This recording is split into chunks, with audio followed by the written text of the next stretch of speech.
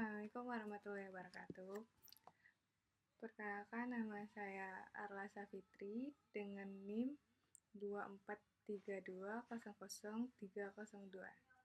Saya akan mempresentasikan laporan penelitian yang berjudul Pengaruh Samuel Tutor dan Supersistem terhadap Kewarasan Perempuan. Yang mana ini mata kuliah Statistika dan Probabilitas. Dosen pengampunya Ibu Dita Denianti, MKOM. Baik, saya akan menjelaskan dari bab pertama, pendahuluan. Latar belakangnya, kesehatan mental merupakan aspek penting dalam kehidupan setiap individu termasuk perempuan. Namun, belum banyak penelitian yang secara spesifik menggambarkan sejauh mana pengaruh Samuel Tutor dan supersistem terhadap kondisi kewarasan perempuan, dalam artinya kemampuan mereka untuk berpikir jernih, mengendalikan emosi, dan menjalankan kehidupan sehari-hari secara fungsional. Rumusan masalahnya ada 3. Yang pertama, apakah keberadaan Samuel Tutor berpengaruh signifikan terhadap kewarasan perempuan? Yang kedua, apakah supersistem memiliki dampak terhadap stabilitas mental perempuan? Yang ketiga, sejauh mana kombinasi keduanya berkontribusi terhadap kesehatan mental perempuan? Tujuan penelitian itu ada 3. Yang pertama, mengetahui pengaruh Samuel Tutor terhadap kewarasan perempuan. Yang kedua, menganalisis pengaruh supersistem terhadap kesehatan mental perempuan. Yang ketiga, menjelaskan pengaruh gabungan dari kedua variabel terhadap kesejahteraan psikologis perempuan. Bab selanjutnya ada tinjauan pustaka. Yang pertama itu membahas tentang teori terkait kesehatan mental menurut World Health Organization. Pada tahun 2004, kesehatan mental adalah kondisi kesejahteraan di mana individu menyadari kemampuannya dapat mengatasi tekanan hidup sehari-hari, bekerja secara produktif, dan mampu memberikan kontribusi terhadap komunitasnya. Dukungan sosial atau support system. Menurut House, tahun 1981 membagi dukungan sosial ke dalam 4 kategori: dukungan emosional, dukungan instrumental, dukungan informatif, dan dukungan penghargaan. Baik, laporan sebelumnya, penelitian berikut mendukung bahwa dukungan sosial dan teman bicara memiliki dampak positif terhadap kesehatan mental perempuan. Yang pertama itu nama penelitiannya Sari L.A. tahun 2017, judulnya Dukungan Sosial dan Stres Kerja Perempuan. Kesimpulan penelitian itu, dukungan sosial menurunkan tingkat stres. Yang kedua, nama yang peneliti itu adalah Putri tahun 2020. Judul penelitiannya Pengaruh Teman Curhat Terhadap Kesehatan Mental. Kesimpulannya, teman curhat memperkuat ketahanan psikologis. Yang ketiga, nama si peneliti adalah Rahmawati tahun 2018. Judul penelitiannya Supersistem dan Burnout. Kesimpulan penelitiannya itu supersistem mengurangi burnout kerja. Yang keempat, si peneliti bernama Lestari dan Yuni tahun 2019. Judul penelitiannya itu adalah Peran Keluarga dalam Mental Health. Kesimpulannya, keluarga berperan penting dalam stabilitas mental. Yang terakhir adalah Nugroho tahun 2021. Yang judul penelitiannya itu adalah Social Support dan Health Extreme. Kesimpulannya, support meningkatkan self-esteem dan kewarasan. Baik, bab selanjutnya yaitu metode penelitian. Jenis penelitian ini merupakan penelitian campuran yang menggabungkan pendekatan kualitatif, fenomenologis, dan kuantitatif deskriptif inferensial. Yang mana pendekatan kualitatif digunakan untuk menggali pengalaman subjektif perempuan terkait pentingnya Samuel Tutu dan super sistem dalam menjaga kewarasan mental mereka. Pendekatan kuantitatif digunakan untuk menganalisis pengaruh statistik dari variabel-variabel tersebut terhadap kewarasan menggunakan data dari kuesioner tertutup. Selanjutnya, populasi dan sampel. Populasinya itu perempuan remaja berusia 18-21 tahun yang sedang menempuh pendidikan atau bekerja. Sampelnya sebanyak 53 responden. Teknik pengumpulannya itu adalah survei kuantitatif berbasis kuesioner online atau Google Form yang terdiri dari 15 pertanyaan. Yang pertanyaan 1-5 itu Samuel Tuttle, pertanyaan 6-10 tentang support system, pertanyaan 11-15 kewarasan mental. Responden dimintakan memberi jawaban berdasarkan skala Likert 4 poin. Yang pertama, yang sangat tidak setuju, yang kedua tidak setuju, yang ketiga sangat setuju, yang keempat setuju. Teknik pengukuran dan parameter kewarasan. Untuk mengukur tingkat kewarasan mental digunakan indikator berdasarkan 5 pernyataan yang mewakili aspek ketahanan emosional, keseimbangan mental, dan kemampuan pengolahan tekanan. Langkah-langkah pengukuran parameter kewarasan adalah yang pertama, scoring setiap pernyataan pada skala Likert 1-4 poin. Yang kedua, menjumlahkan dan menghitung rata-rata dari kelima item untuk setiap responden. Misalkan, seorang individu itu yang pertama dapat skor 3, kedua 4, ketiga 3, keempat 2, kelimanya 5. Jumlahnya 16. Rata-ratanya adalah 16/5 sama dengan 3,2. Yang ketiga, rata-rata ini menjadikan skor kewarasan individu. Yang keempat, untuk tingkat kelompok dilakukan analisis MEN, rata-rata kewarasan seluruh responden, standar deviasi untuk melihat persebaran data. Terus pengelompokan tingkat kewarasan berdasarkan kategori berikut. Skor rata-rata 1-1,74, kategori kewarasannya itu rendah. 1,75 sampai 2,49, kategori kewarasan itu cukup rendah. 2,50 sampai 3,24, kategori kewarasan itu sedang. 3,25 sampai 4, kategori kewarasannya adalah tinggi. Yang kelima, uji validitas ini dilakukan berdasarkan teori dan relevan indikator. Yang keenam, uji reliabilitas dilakukan dengan Core-based alpha untuk memastikan konsistensi antara item, idealnya besar dari 0,7. Selanjutnya, teknik analisis data. Data yang dikumpulkan dianalisis menggunakan analisis deskriptif dan analisis inferensial. Selanjutnya adalah etika penelitian. Etikanya itu responden diberikan penjelasan tujuan penelitian, terus partisipasi bersifat sukarela dan anonim.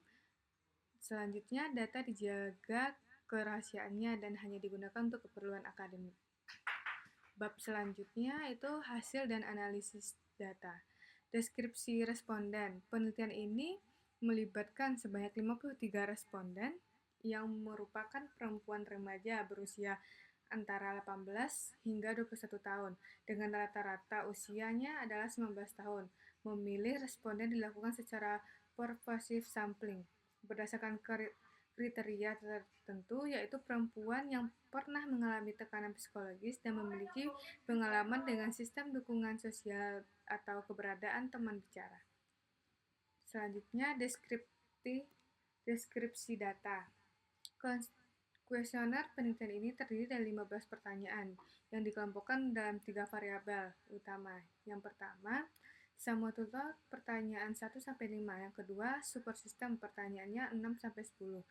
Yang ketiga, kewarasan mental, pertanyaan 11-15. Skala pengukuran menggunakan skala Likert dari 1 sangat tidak setuju hingga 4 setuju. Statistik deskriptif variabel utama. Variabelnya itu sum total rata-rata 3,7, standar deviasinya tuh 0,55. Super system rata-ratanya 3,9, standar deviasinya 0,51. Terus kewarasan mental rata-ratanya 2,81, standar deviasinya 0,42. Dapat disimpulkan bahwa sebagian besar responden menyatakan setuju atau sangat setuju terhadap pernyataan yang berkaitan dengan adanya teman bicara dan sistem dukungan. Selanjutnya, analisis korelasi. Analisis korelasi Forson dilakukan untuk mengetahui hubungan antara variabel X, variabel Y, konvensional korelasi. Variabel X sama total, variabel Y kewarasan. Koefisien korelasinya itu 0,32. Variabel X-nya super system, variabel Y-nya kewarasan. Koefisien korelasinya itu 0,49. Interpretasinya terhadap hubungan positif antara keberadaan sum total dan kewarasan. Meskipun lemah, hubungan antara super system dan kewarasan lebih kuat. Mengidentifikasikan bahwa semakin kuat dengan sosial, maka semakin baik kondisi mental responden. Analisis regresi linear sederhana. Analisis regresi linear sederhana dilakukan untuk menguji pengaruh sum total terhadap kewarasan mental, yang mana kewarasan mental itu 0,2 kewarasan mental itu 2.132 ditambah 0.221 dikali sum total. Selanjutnya, interpretasi hasil berdasarkan analisis data dapat disimpulkan bahwa sum total memiliki pengaruh positif signifikan terhadap kewarasan perempuan. Keberadaan seseorang untuk berbicara dan mencurahkan perasaan terbukti mampu membantu individu mengelola tekanan emosional. Yang kedua, super system memiliki korelasi yang lebih baik terhadap kewarasan mental dibandingkan sum total, menegaskan pentingnya lingkungan sosial yang mendukung seperti keluarga, teman, dan komunitas. Yang ketiga, rata-rata skor kewarasan mental 2,81 menunjukkan bahwa kondisi mental responden secara umum belum mencapai tingkat ideal. Pertanyaan seperti saya jarang merasa kewalahan secara mental mendapatkan skor terendah 2,53. Mengidentifikasikan bahwa sebagian responden masih sering mengalami kelelahan emosional. Selanjutnya, hasil penyajian. Seperti ini.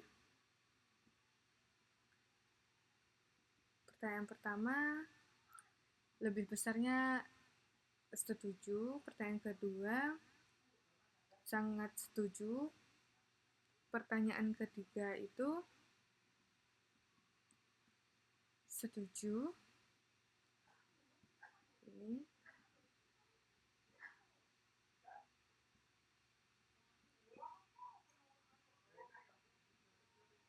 Baik, masuk ke bab selanjutnya.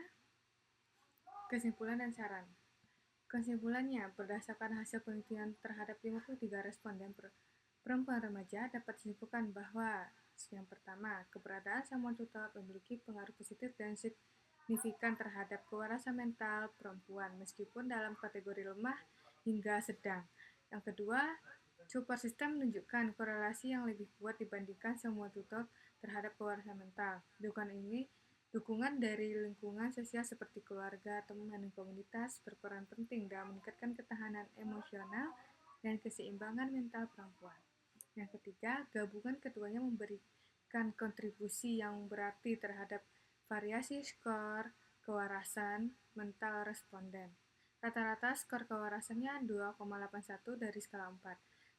Mengidentifikasikan bahwa sebagian responden masih berada dalam kondisi mental yang belum ideal dengan item jarang merasa kewalahan secara mental, memiliki skor paling rendah.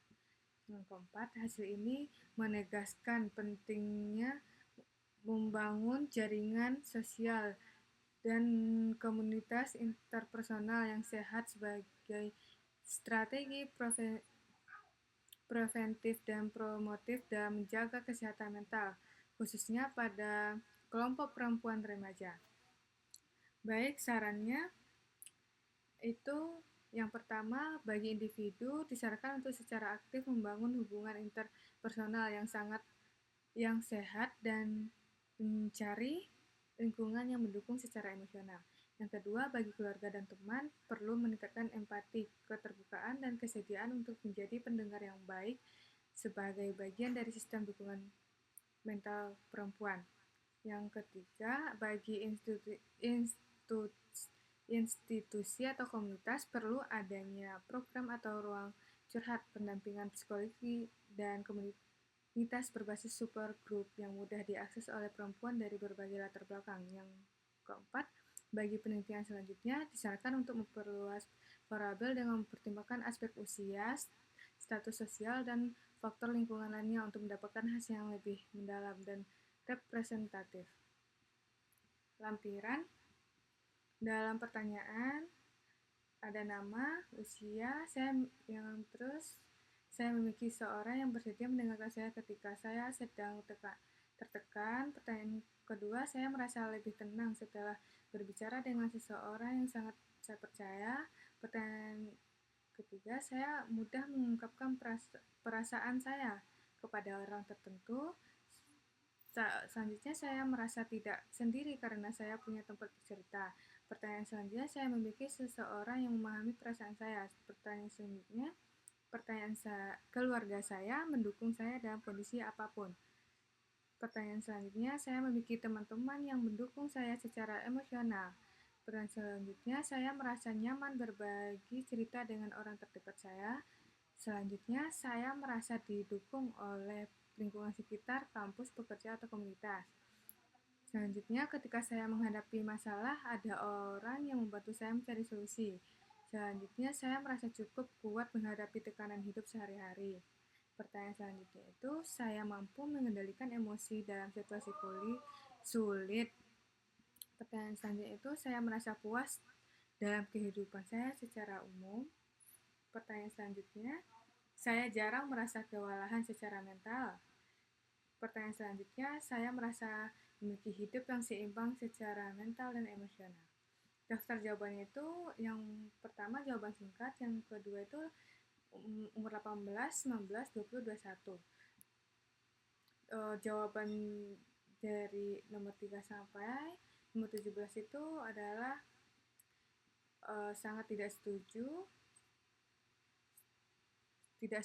sangat setuju, dan setuju. Dokumentasinya atau fotonya seperti ini.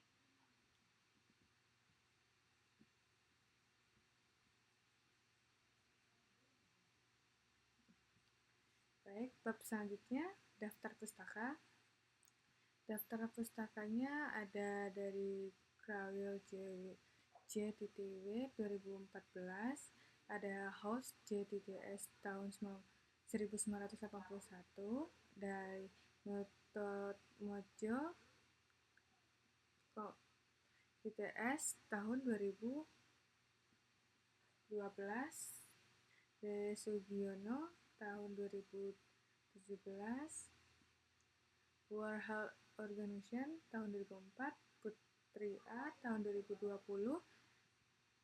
Rahmawati, L tahun 2018, Lestari, M, dan Juni, L tahun 2019, Nugroho, D tahun 2021, dan Sari, T, dan Dwi, N, dan Aulia, R tahun 2017. Baik, cukup sampai di sini presentasi saya. Apabila ada yang salah, saya mohon maaf. Assalamualaikum warahmatullahi wabarakatuh.